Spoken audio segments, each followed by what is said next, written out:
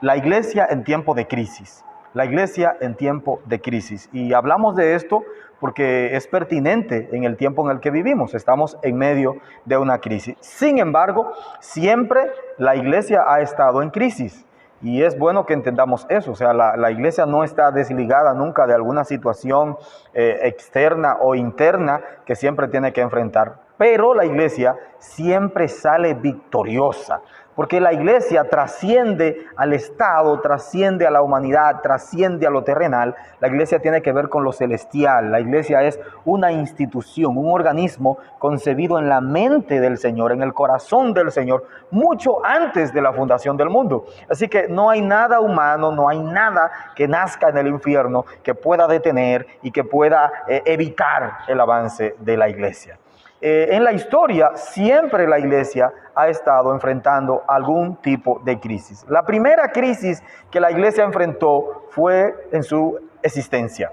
Una crisis de existencia, producida esta crisis el día de la muerte de Cristo. O sea, el día de la muerte del fundador, ¿qué ocurrió con los discípulos? ¿Cuál fue la decisión que tomaron?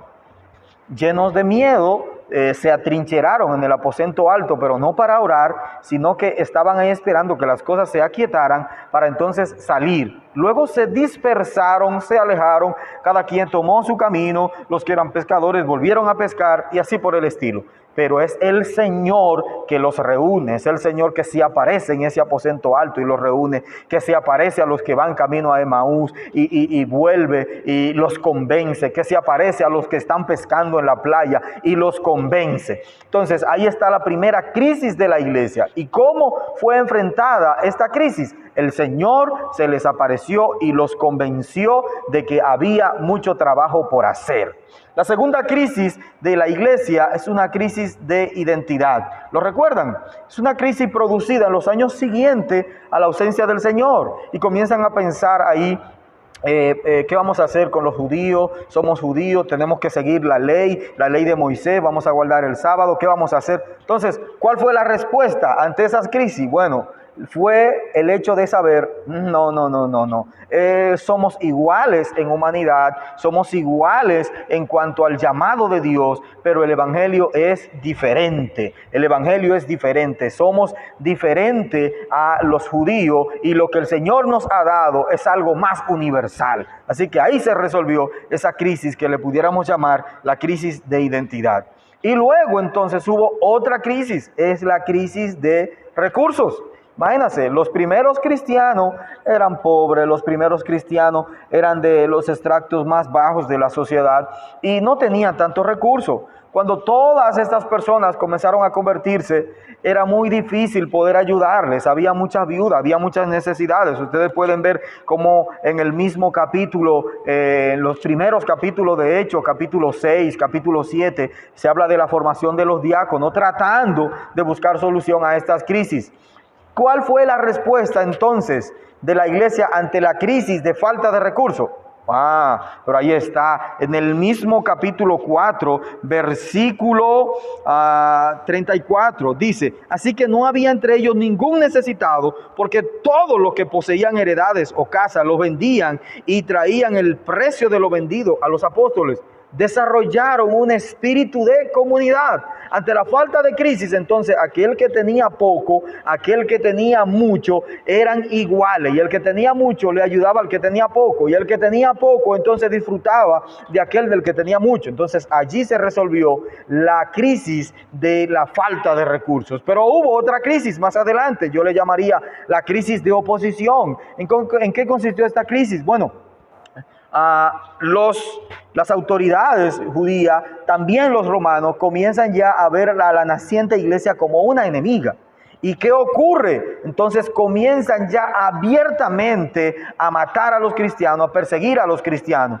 ¿Cómo la iglesia respondió a esta crisis? Vea qué interesante. La iglesia se expandió. Ante la oposición, sobre todo en Jerusalén, la iglesia se expandió. Comenzó a expandirse a otros lugares, a otras latitudes. Y ahí se cumplió lo dicho por el Señor en Hechos 1:8. Recibiréis poder, me seréis testigos en Jerusalén, en Judea, en Samaria y hasta lo último de la tierra. Así que la oposición sirvió para que la iglesia creciera.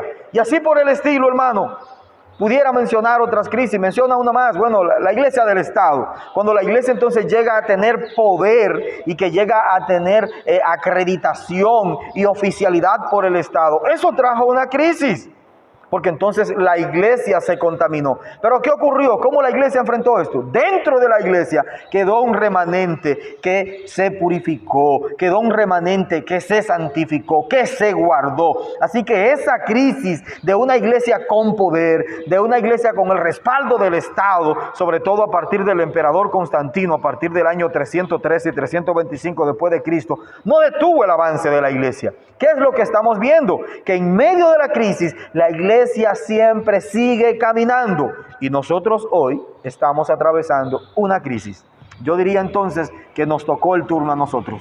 Nosotros, esta iglesia del siglo XXI que estaba muy cómoda, esta iglesia que tiene recursos, esta iglesia que tiene herramientas, esta iglesia que tiene reconocimiento del Estado, esta iglesia que tiene grandes templos, lujosos templos, esta iglesia que tiene un sinnúmero de recursos para poder avanzar en la obra, estaba muy amilanada, estaba muy tranquila. ¿Y qué hizo el Señor? Permitió esta crisis para que la iglesia entonces se remueva, para que la iglesia se sacuda. Nos tocó el turno a nosotros, así como le tocó el turno a la iglesia primitiva, así como le tocó el turno a la iglesia en tiempo de la Reforma, así como le tocó el turno a la iglesia cuando nació el pentecostalismo, así como le tocó el turno luego a la iglesia cuando renovó otra vez los procesos pentecostales a partir del 1916, 1918. Ahora nos tocó el turno a nosotros.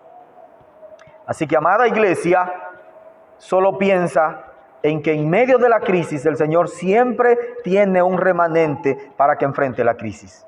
Que el Señor nos ayude, y dije que iba a ser breve porque es el tiempo que tengo, pero que el Señor nos ayude a ser relevantes en este tiempo, así como fueron relevantes aquellos en medio de sus crisis.